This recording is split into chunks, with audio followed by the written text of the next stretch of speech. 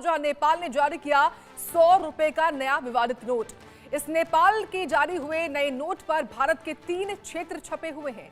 इसमें लीपू लेक है, काला पानी है, लिपियाधुरी और बताएं आपको अपने क्षेत्र में इनको दिखाया, यानी कि भारत के क्षेत्रों को अपने क्षेत्रों में दिखाया है।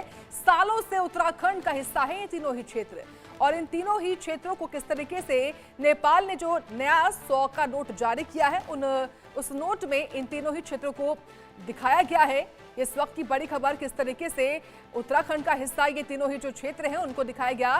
देखिए 100 रुपए का नोट जारी किया है, लेकिन इस नोट के साथ एक पुराना विवाद फिर से सामने आ गया।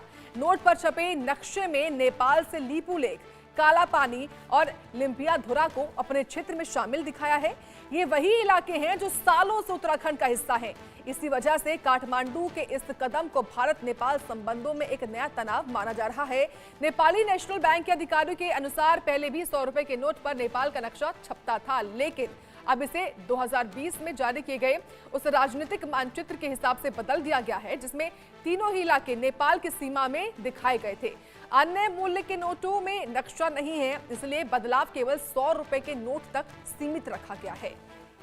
तो देखिए एक बार फिर से विवाद जो है वो गहराएगा, क्योंकि जो नेपाल ने 100 रुपए का नोट जारी किया है उस नोट पर जो दिखाया गया है, जो क्षेत्र दिखाए गए हैं वो भारत का हिस्सा है, उत्तराखंड के हैं ये हिस्से। और पहले से लगातार देखिए लीपू लेक को लेकर, काला पानी को लेकर, जो लिम्पियाधुरा है उसको लेकर लगातार विवाद रहा है।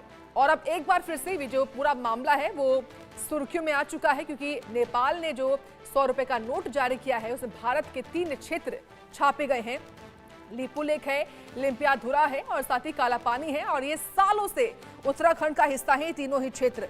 इस वक्त की बड़ी जानकारी, और ये वो नोट भी आपको दिखा रहे हैं। आप ये तस्वीरों के माध्यम से उस नोट को भी देखिए किस तरीके से इस वक्त ये नोट नजर आ रहा है।